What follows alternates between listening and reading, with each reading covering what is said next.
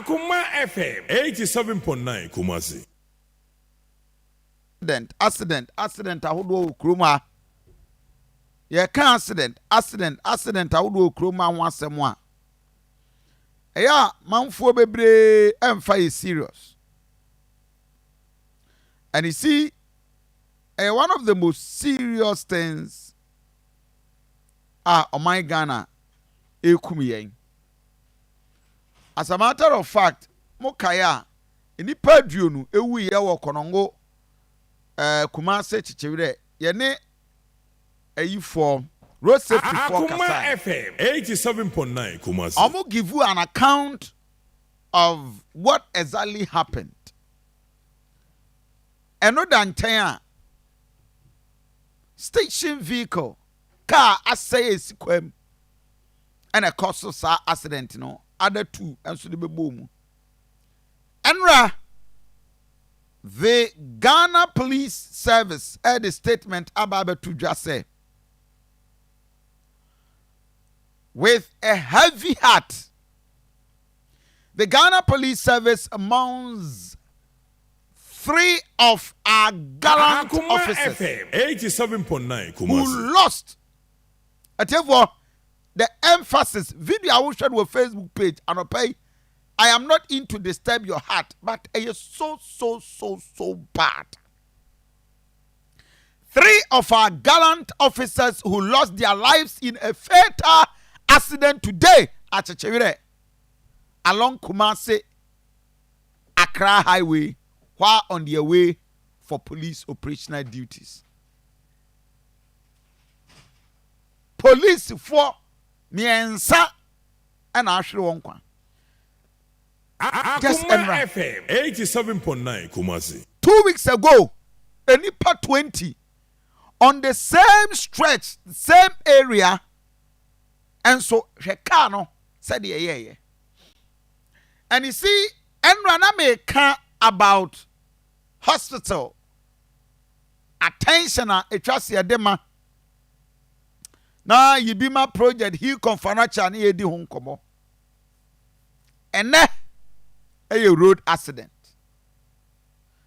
and omai no ye ni priorities ene ora John Kuma the late and now watch that Akuma FM 87.9 Kumasi. MPs, ministers, one at the flight, ebeba, on flight, beba. About 70% of them, and at the car, ebe free crime, abe Kumasi.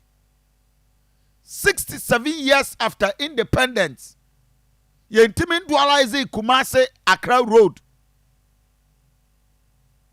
Ama wo kwa, when the car ebo nsahu, ewo Kumasi Accra Road. 67 years after independence, you intimate taking any major decision to protect lives and property. The last time I checked, 2023, a nipa over 3,000 and a year accident a year was 9,000. 9,785. 1 hour or prior when was about 7,487. And nobody is paying attention as of mine. We are just not serious. We eat, we sleep. Road ministers and everybody. Potholes to me da kwemu. Eme kwano ubomo ete sadie ya peja o card ya shim prime and one no. Driver need to see kwanso no kwa. A car no ene ni nyame. The besie look at the accident. Yes, your accident be o hwa. Drivers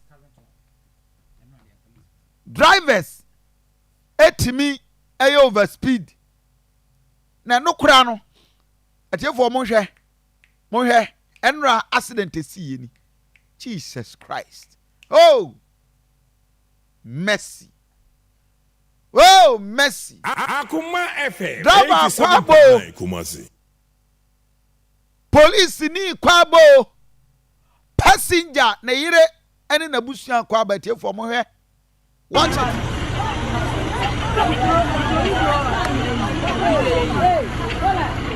Asa side ne pe na me.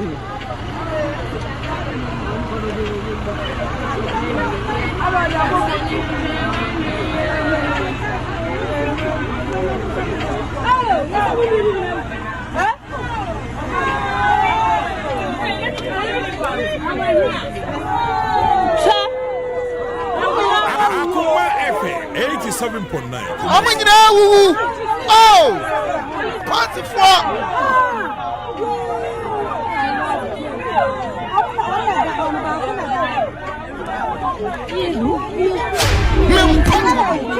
Video. We were lucky. Oh, Jesus.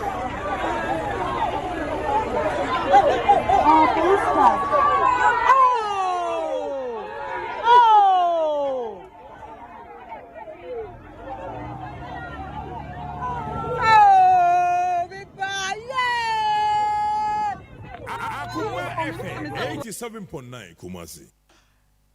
Look at the emotions and the passion and the sorrowfulness. Now, we are Ghana ni na no pa Kofi Asante betra ha. You expect me not to talk. Pesa mekasa. Na nkamaba betra ha. Oh, na dry dear. Aben di. Oh, na ye kwei. Yay! Is he to me? Akuma FM 87.9. Successive governments are failing Ghana.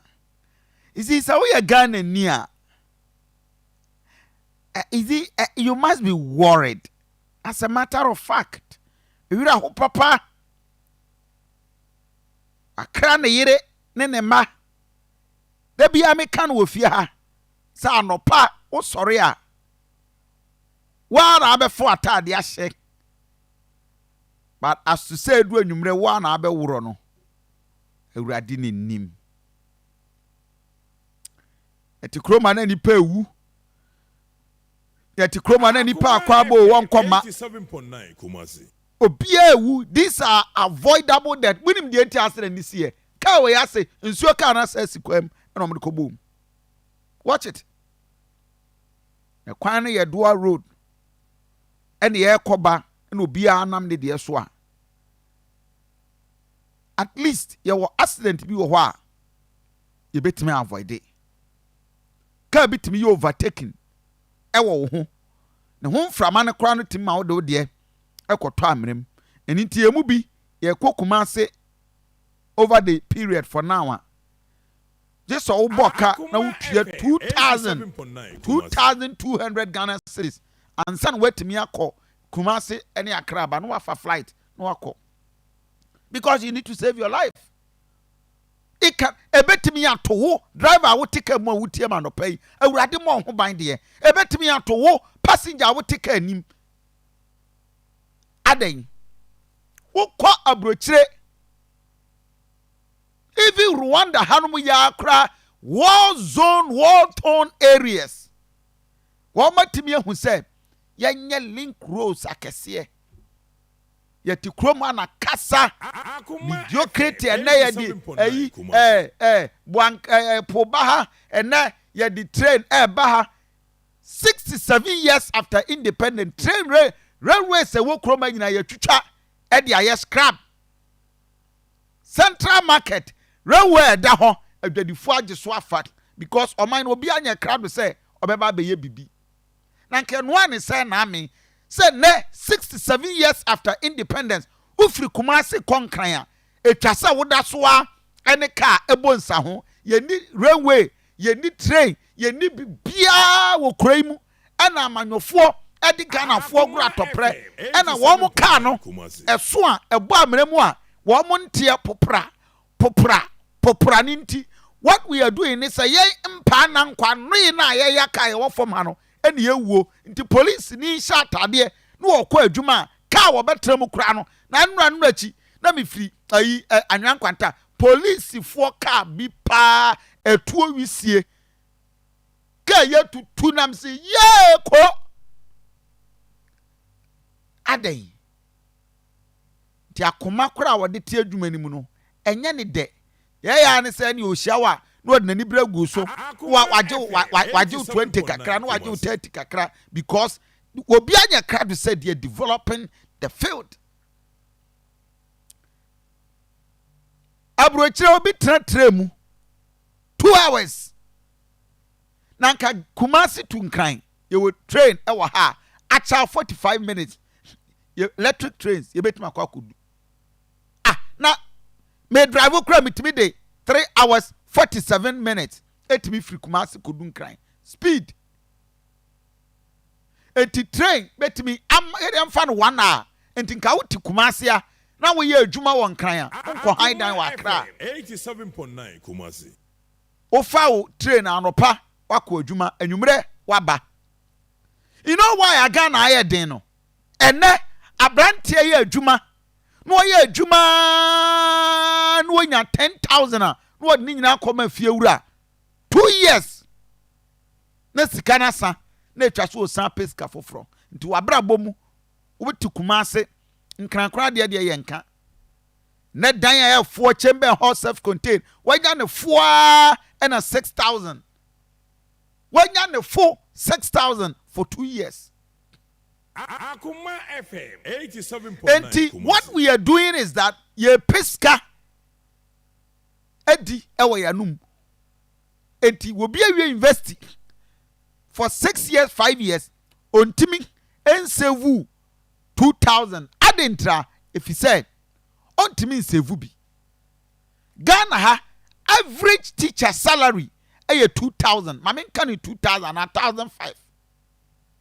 Average teacher salary 1,008, 1,005. A new $200.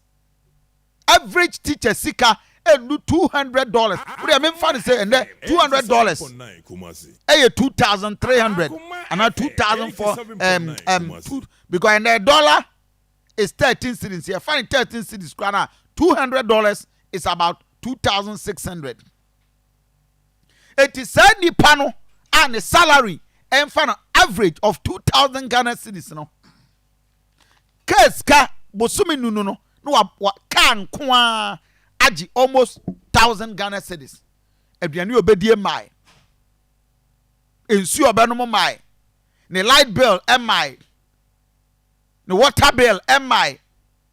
The other best sending them a minimum my or ye massam crowd ya and ye na bobo ya 87.9. Only get back on or guess bear me and son obia ban in China that's what money even 100 Ghana cedis that's a week no 2 eban in China 200 kwajo send me data kakra na me mfanya de kakra enti enu 1 month no na bia was spend be 1,000 and our boys no me peja mobile no so enu. And say move be. So you realize that Omaina with him enti and yaman was say Abusia penny papa no atoni fie no de amane ba wo kwa bruchiri papa no atoni fie abusia kokwa na yaton ene enra obi anam ni di nkomo wo say wakwaji loan 1.5 billion ya de process manako France 1.5 billion. Now pe garanta na msiko garanta we dia Mr. Adabraka Kofi Asante me yesofo me guarantee sika emobi against our ministerial ethics. Se mekwa kodi akadinemu ama obi ewo ne kase ye do ko France ne china asamba ne yantimi a we gina so da mu preach na apanda kwa benane me ne ama msuasi akonkon nti odi empa chew oso papa nam say hey we nku ade eyi nku ade makuru we mpa me ho. You see the life eti every youth work krom ha every youth yes wo pen wo peso be pa kope ba bia ato na no abrante ba was Kofi me srew manya 70,700 million me pe 10,000 dia soso afa sre no so akopia Morocco na obi abefa yen e de akọ France any Italy shey say ya na say be me na enti utimi fa 70 onye adwuma so Kofi adwuma ben na metimi dia ye I wept Akuma FM Ebesi. 87.9 Kumasi. Yen life spine a Ghana uti krom ha ka mowu kanku wanya accident emu a yare any pressure be ku am wo ti Ghana ni anyini wo krom ha 65 years 50 years adena oman we look at police officers the same spot 20 sanko oman bi na nkanipa 20 we nke be declare state of emergency oman bi and nipa 20 ewu ye wo road accident mu a kebe declare state of emergency road minister ama mekasa transport minister ama mekasa DC ama mekasa regional minister ama mekasa nobody spoke not to talk of the president at a go at a spot nipa 20 ni yewu sa moa obi anka wo hwe abusua ani adehye ena di nisuo abo mo ho e wodo ena mo hwe police car watch na tie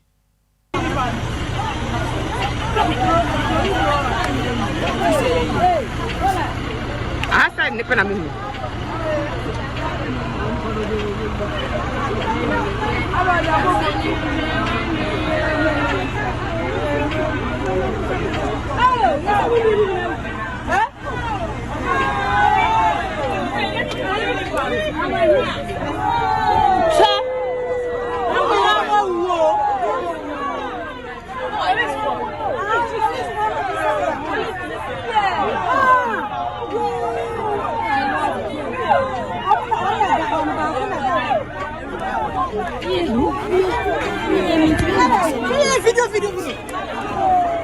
video. We were lucky. Oh, Jesus.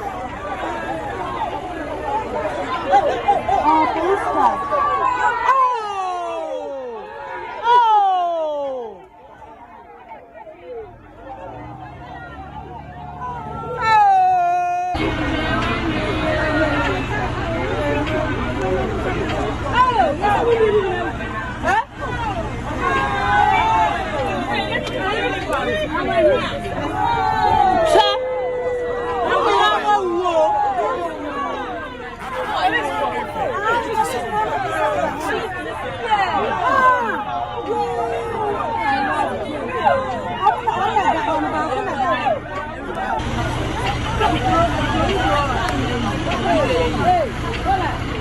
Asa ni pena mimi video.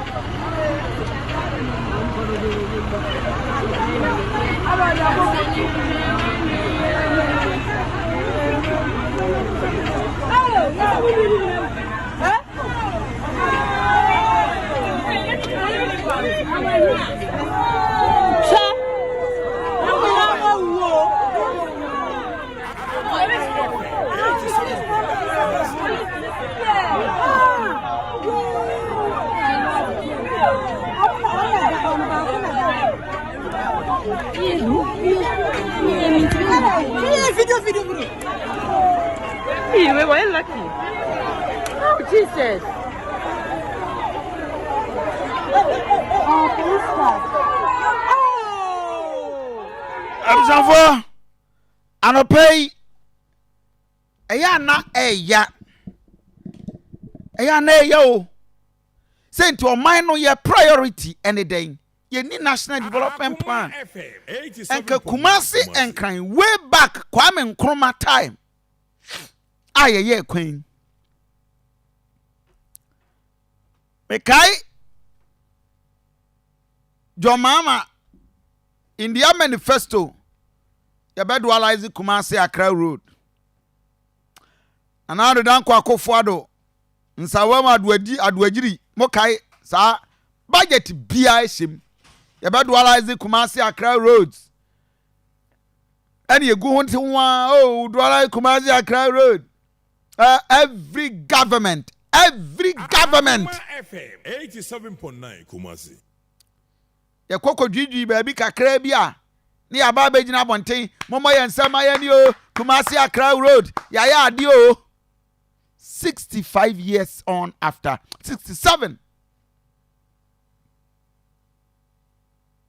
Mini anoma police fo nyina ma mo ya akomate.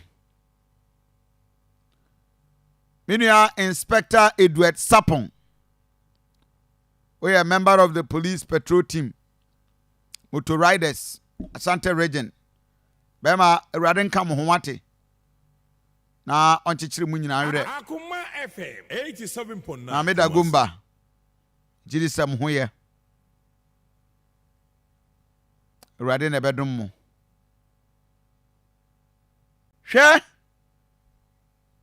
in mame fam nko history kakra. On the 26 March 2014, mame kan we the news item we is it I want us me see a 10 here. Ghana, oh, we are just a joke. O man ye dia gross near the politics. Akuma FM. Yeah, the politics. Kumasi. Yeah, the politics. 26th of June 2014. President Mahama has assured commuters on the deplorable Kumasi Accra Highway that he will soon have some relief. When the road is given a facelift, commuters will have a good field. Addressing members of the Eastern Regional House of Chiefs, Kofi on his 2-day visit to the Eastern Region, President Mahama disclosed that the transaction advisor has been engaged to work on the public-private partnership program to establish superhighway between Accra-Kumasi using the private sector funding. FM 87.9 Kumasi. Almost 20 years on. Voice we near better.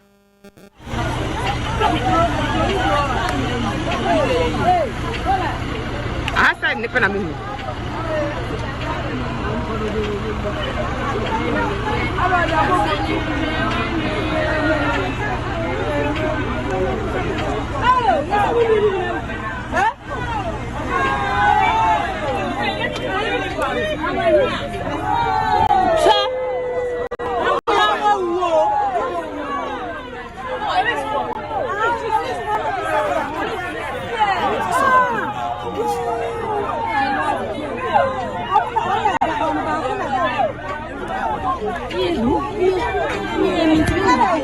Video.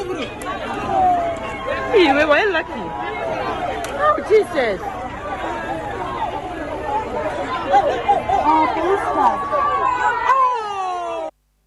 Nano ebinimu ye de ono omunya police for the statement ekra obi anyu shubi. Eni egusu ne ewuko. Ona mwa na wo de ato pine. Akuma Yeah, FM 87.9 Kumasi. You see, why am I bringing these articles? Me bringing these articles because me person me chro say successive governments over the years, at the Kumasi Accra Road, I politics are scheduled to. Na na ban yedwazis, na ban yewe, na yewe. You call the asokobo from kakra bi boom say yaba beje samba kakra na yedimirika ba monto nyuma ya ni ayade o ye ntimunya hu si aye Kumasi Accra Road in 2021 car da hui last 2 weeks and nipa 20 mo ye car na da ho no wakwasiama ayapamono the road minister, complete dualization of Jankrom Apedja Nkwanta Road. Motorists plying Accra-Kumasi Highway have appealed to the government to complete the dual carriageway from Jankrom near Nsawam to Apedja Nkwanta near Suhum in the eastern bypass. The 60-kilometer stretch highway left unattended for the past 15 years was responsible for many road crashes that have claimed lives. Otwaswa na ususa. Otwaswa na ususa. Abzanvo, ma memfa police ni ba ko wa wuno picture nkyere wo. Awurade. Wo besua no pay wo wuni akoma menhwe bi enhwe picture we. Me see se wuni akoma Yeah, Chief Inspector Teresa. What a beauty. What a beauty. Ponsi for me and Sunday we and Bakuni. Hey. Mom, we want Facebook page and pay. Look at this fresh, succulent body. Or the question from Oni. Whatever. Na sabe. Enya Ghana. Eya dena this life. Nipa way. Otimi wu pre. Na wawu. Just like that. Wawu. Chief Inspector Teresa. Oye one of post for Miensa Oshiri Wonkwa no. Oni. Owoba. Owabusua. Oni. Aden. Why are we doing this to ourselves as a country? Politicians need to car buy a convoy. Who papa? Who papa? Who papa? Mokai say police ni bako escort. I walk on go. And also sa moto rider bako. And also sa no ko wiye. Last year. Early last year. Almost a year now. Akuma FM 87. Oba we kanipa ona wawu enra no ho. Wa wo share Facebook page. It is your mind. Na ye nyina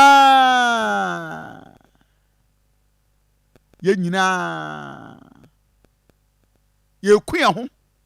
We are dying and we will continue to die because you're not ready to fix any of our problems. You're not ready. We are just not ready as a country. And here, we have no priority as a country. At least Ghana, yenye Kumasi Accra-Kumasi.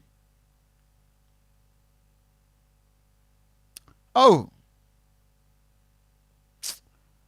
God. Me who obey picture no kra makuma bubu. Akuma bubu. Yay! Baby ye do man ikoni. Baby I dey Ghana akoni o. Say ya ni ekua ho. Say ya. Hwe baby aka na kokoto afiri kwan ni. The dead chire no hwa. De chiri. A chiri. Hwe. We just losing lives. And we are killing ourselves. Just like that. Yeah, mama na also no can be. Tie.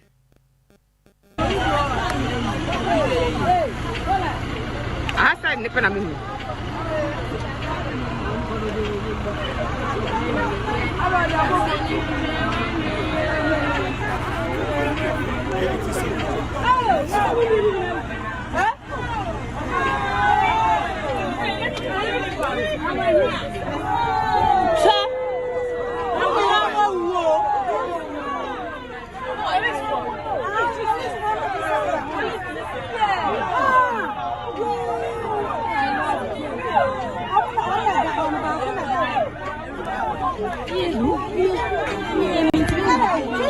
Video. We were lucky. Jesus.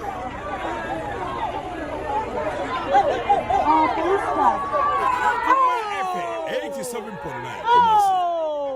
Akuma FM 87.9 Kumasi.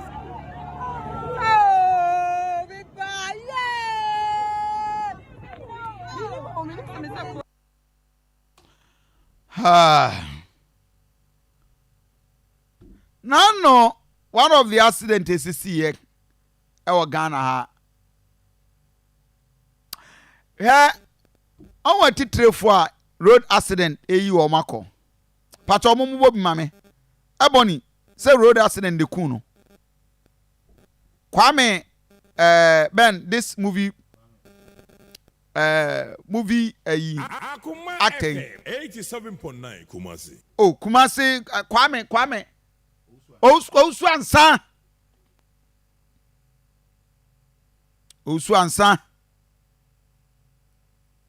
bubobie mame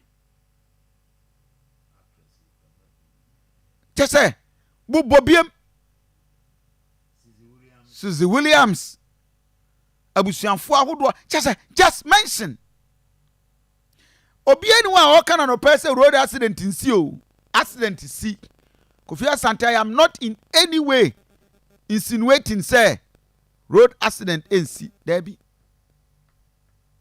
but the American say now no ayi vice president yere eba Asante mantemu a okon pacho mu ne car no ekonya accident in less than 2 hours terrible chaka I say for one send them me na me dey just I am just confused crown am tear because anyama me hu a me ya I feel it say to me yiri me wife and a walk kwa adwuma no oba because we all drive oh me see for the last 3 this year me nkwa Accra Enfa and drive with that because 87.9 Kumasi. Wo be careful say wudi agro a obi be to de ne dia be bow. Obi be to no de ne dia be bow. Ghana Kumasi nkran eye sen a yentimi nyina so say ya dualize ye kwan nyina kai kwa wo ba wonu ka bia monsa ho wo ba nso a wo ba na nka at least yetimi akọ aban bia mpo ba and we hear about 100 kilometers cry nka yawie